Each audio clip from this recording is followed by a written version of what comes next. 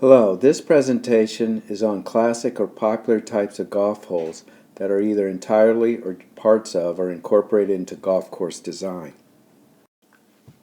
One of the most famous and complex hole designs is the Rattan Hole. The word Rattan refers to a fortress that was commonly made of earthworks that was V-shaped with an angle pointed toward the point of attack.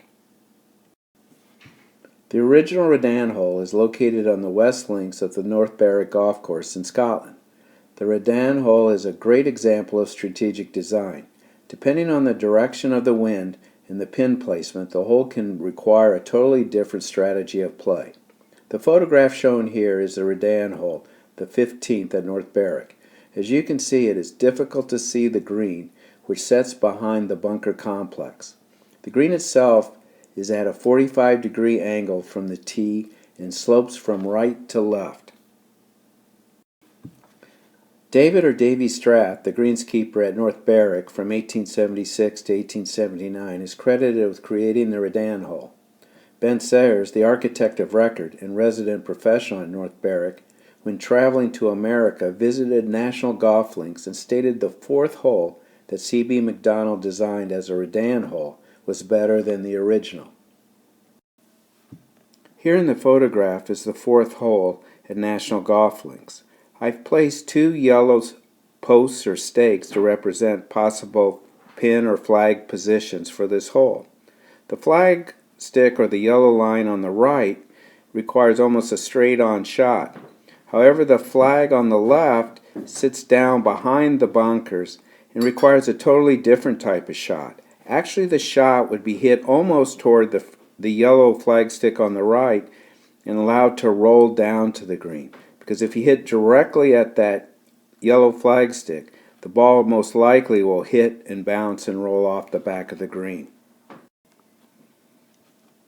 Here's a look at a Rattan Hole at the Greenbrier, designed by Seth Rayner and C.B. Macdonald. In this case, the bunker is a grass bunker containing mounds known as dragon teeth. Most of the Rattan holes are par 3s ranging in length from about 190 to 220 yards. This picture was taken at the right-hand side of the Rattan Hole at the Greenbrier. In relation to the tee, the green is at a 45-degree angle and is falling away from you. And from this view, on the left-hand side of the green from the tee, again you see the angle and the slope or tilt of the green. This photograph is the 7th green at Shinnecock Hills Golf Club. The 7th hole is a Rattan Hole designed by Seth Rayner. To give you an idea of how hard Rattan holes can be, in the 1995 U.S. Open, over 1/3 of the tee shots either rolled or landed into the front bunker or kicked off the back of the green. In the 2004 U.S. Open, on the final day, this hole was the catalyst for the term losing control of a golf course. When the first 4 players came through on the final day, 3 triple bogeys and a bogey were recorded. The USGA went out and watered the green to slow it down, which was a unique decision because rarely, if ever, are the greens watered during play at the U.S. Open. The road hole at St. Andrews was designed by Alan Robertson. It is characterized by a large gathering bunker located in front of the green. In subsequent variations of this at courses, the gathering bunker can take on various forms, including severe false fronts to greens. The tee shot for the road hole is along the Old Course Hotel, with some golfers hitting over part of the wall. This is a view back up the 17th with the Old Course Hotel on the left. The name road hole comes from the road that passes close to the back of the green. Some architects, trying to reflect the road part of this hole, will add bunkers. This is the notorious pop bunker that protects the front of the 17th green. The line of play for the road hole is along the right-hand side, with the second shot targeted to the right-hand approach area. This is not a very good picture, but it's a picture of the 8th hole at Piping Rock in New York, which shows the characteristics of the road hole, the large intimidating bunker guarding the green. The original long hole is the 14th at St. Andrews, which is the longest hole on the course. Although characteristics of the long hole, besides the bunkers, is rather nondescript or lacks the characteristics we have seen with some of the previous classic holes, I have added it to show the strategic nature that playing this hole requires. Notice that there are multiple ways to play the hole. Actually, a popular way to play this hole is along the left side, down the 5th fairway that runs parallel to the 14th. This picture was taken from the tee on the 14th hole. As you can see, the shot is rather blind to the fairway. After hitting your tee shot, on the left side of the fairway there's a group of pop bunkers called the Beardies. This is showing one of those bunkers. In most cases, a shot to escape from the bunker is either sideways or backwards. This is Seth Raynor's reproduction of the Beardies on the longest hole at the Greenbrier. On the second shot on the 14th hole at St. Andrews, you need to navigate Hell Bunker.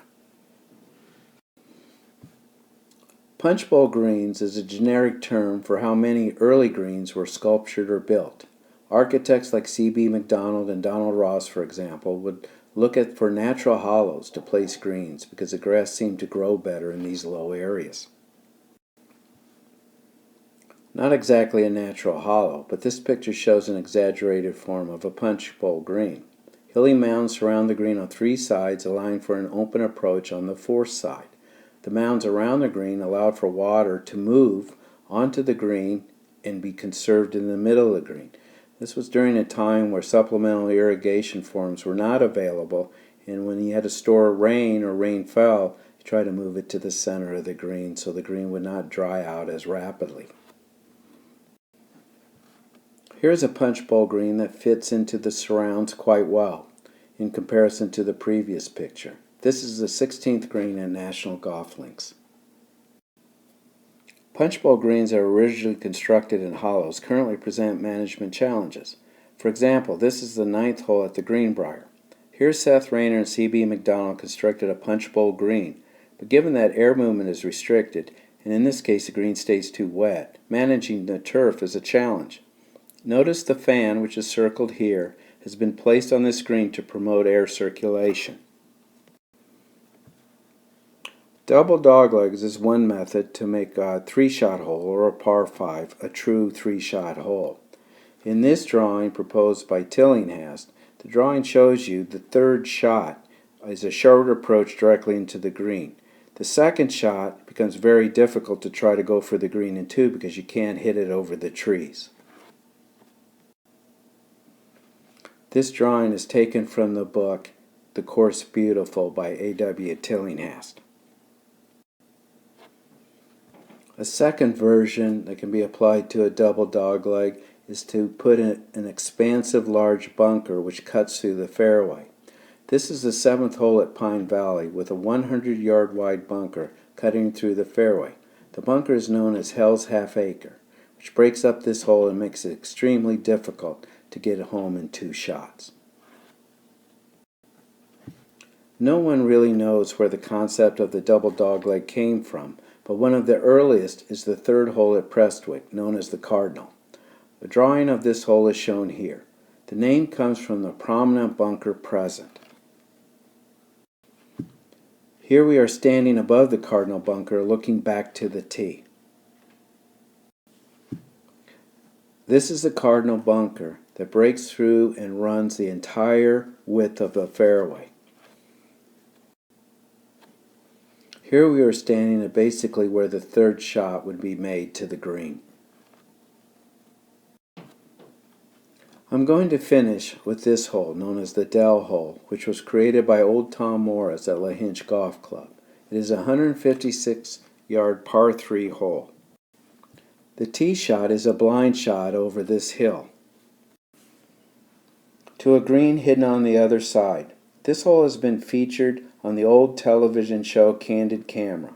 A foursome teed off, and as they were walking toward the green, part of the camera crew came down, put all their golf balls in the hole, so when they approached the green, they found that all 4 of them had a hole in one. This hole was duplicated throughout the world, but given all of the safety issues and litigation associated with blind shots, most of these holes have been greatly modified to reduce the blindness of the tee shot.